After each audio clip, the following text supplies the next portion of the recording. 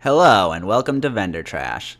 Is the title a reference to my opinions, my drawing skills, or both? That's for you to decide. The Maw was one of the most universally despised zones ever added to the game. It was, and still is, often lambasted as a miserable gameplay experience that mirrors the torturous depths of the underworld it was meant to represent. And that was a perfectly reasonable sentiment to have. The Maw was, by design, very oppressive in nature. You couldn't mount, in certain areas there were pretty dangerous mobs, and there were a bunch of mechanics that inhibited you further. And I loved it. To be clear, I wouldn't want this for every zone in the game, but for what it was, I think it was fine. More than fine, in fact. It was one of the most unique and engaging zones Blizzard has ever made, right up there with Suramar. So I'm gonna go against the grain here and praise Blizzard for making it, because I thought it was fun. And just to be clear here, I'm gonna focus primarily on the 9.0 experience of the Maw, because although I did enjoy the patch content that was added to it, that content also brought it more in line with what a standard zone would play like, and thus is less relevant to this video. Touching first on the non-gameplay elements, I think it's actually a very aesthetically compelling zone. Of course, the place is very desolate, and you wouldn't doubt that not very much can survive here, but also, it just looks sweet. Heck, if you took out the dangerous wildlife and all of the minions of the jailer, I think it'd be a cool place to visit. At least compared to, say, Maldraxxus, which feels like it would be disgusting to visit. I also have to give the Maw some credit because it is one of only 2 Shadowlands zones that did not commit the grave sin of being a complete island experience. And that is because in patch 9.1, it and Korthia were stitched together, which may seem trivial, but it was so nice being able to physically run between 2 zones. But let's move on from that and cover the core mechanic of the Maw, the Eye of the Jailer, which technically speaking is Odin's left eye. But the basic gist of it was that you were operating on a threat system, where any activity you completed would increase your threat level with the Jailer, with bigger activities doing it more so. And once you maxed out your threat, you basically needed to leave. Now on paper, this sounds super restrictive because who wants to risk not being able to do all of the activities they need to do in a zone? But in actuality, it worked out just fine.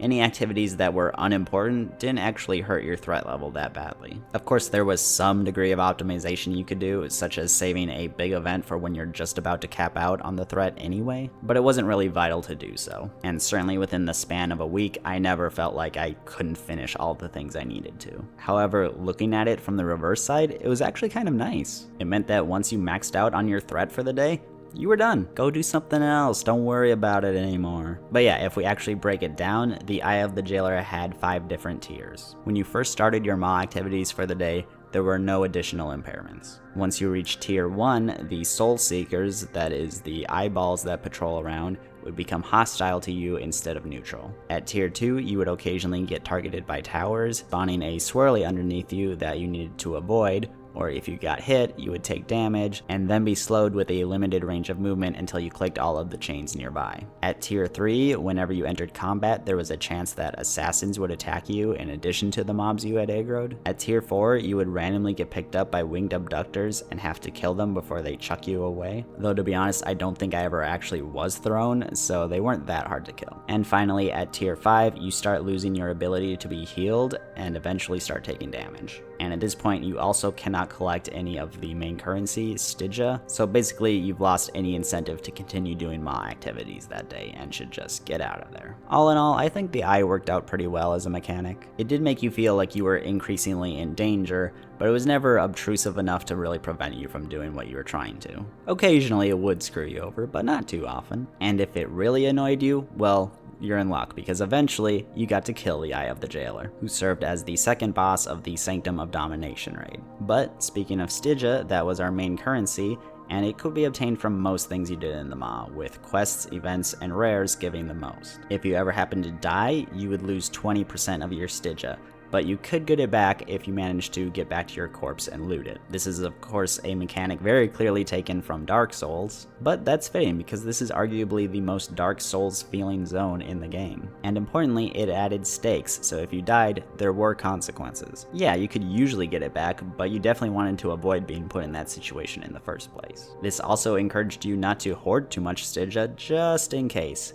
so you would want to dump it by interacting with Venari. Venari was a broker and our closest companion in the Maw. I happen to think she was a very likable character, and that probably has a lot to do with her sharing a voice actress with Overwatch's resident Gilf, Ana. Venari would provide you Sanctuary and was your main means of progression in the Maw, which was actually quite satisfying. She had a friendship-style reputation with 5 ranks, and allowed you to spend Stygia on consumables, Torghast upgrades, Maw quality of life upgrades, and transportation upgrades, and eventually an item to add sockets to your gear, and a universal random conduit upgrade item. The last of those was useful, but the main reason to get your Venari rep up was for the socket item. That being said, my favorite things to spend Stygia on were the upgrades to both Torghast and the Maw. It was fulfilling, gradually making it so that you could more safely maneuver around the place, or just more quickly. But ultimately, I think what I liked most about the Maw was how intimately you were forced to experience it.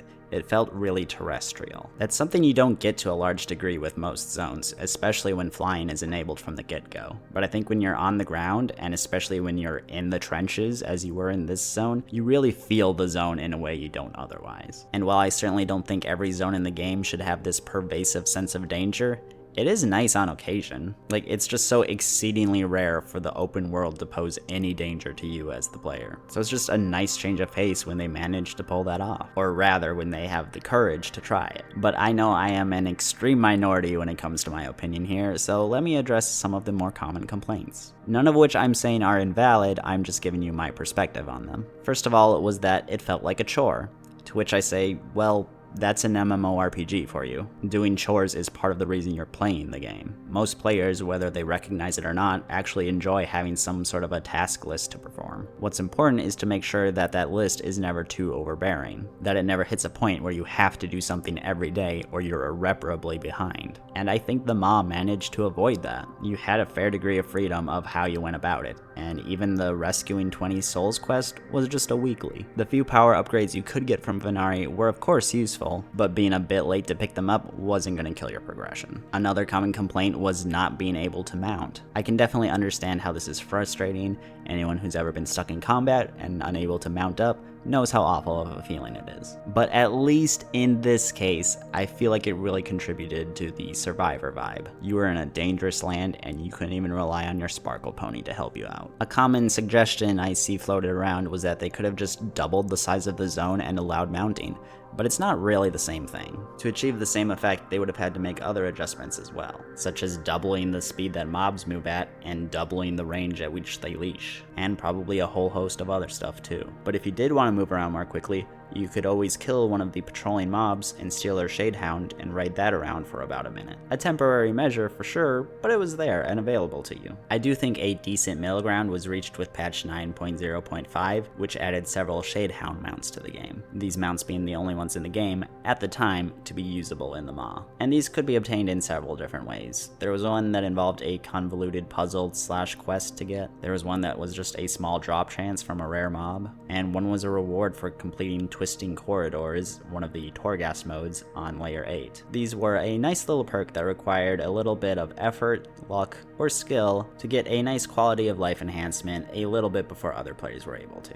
And of course, in time, the use of all mounts within the Maw was enabled. Lastly, there was the criticism of the quote that no one escapes the Maw, yet we literally constantly leave it, like all of us every day. Now this is absolutely fair and very memeable, but it could be applied to tons of unstoppable-ish things that we constantly do as players. So while it's fun to joke about, I don't think this is really a legitimate criticism, and I don't think many people mean it as such. So yeah, I think ultimately the Maw is one of the most interesting zones that Blizzard has ever made. It achieved a vibe that is exceedingly rare in this game, and while I get that it's not everybody's cup of tea, I think it's a big shame that's remembered as this horrible mistake that Blizzard made. And I really hope that the vocal outcry against the zone doesn't dissuade Blizzard from experimenting further in the future. Player feedback is of course very important, but if you hear backlash too much, you'll never be able to create distinct experiences for your player base. And heck, Even if all you actually managed to achieve was to give the player base something to unite around, their near unanimous hatred for this zone, hey, you've still managed to create something special. I guess the best piece of advice I can give is the advice I often give for controversial and experimental gameplay.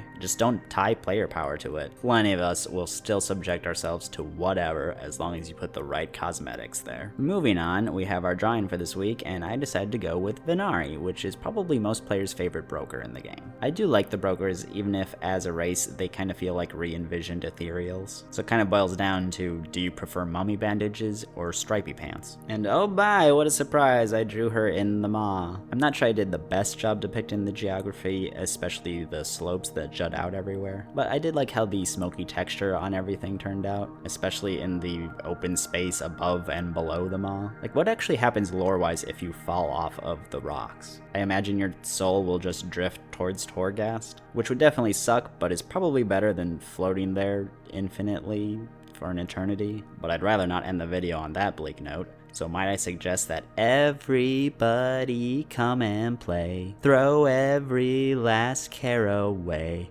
Let's go to the maw today. Thank you for watching, and I'll catch you next week. Bye-bye.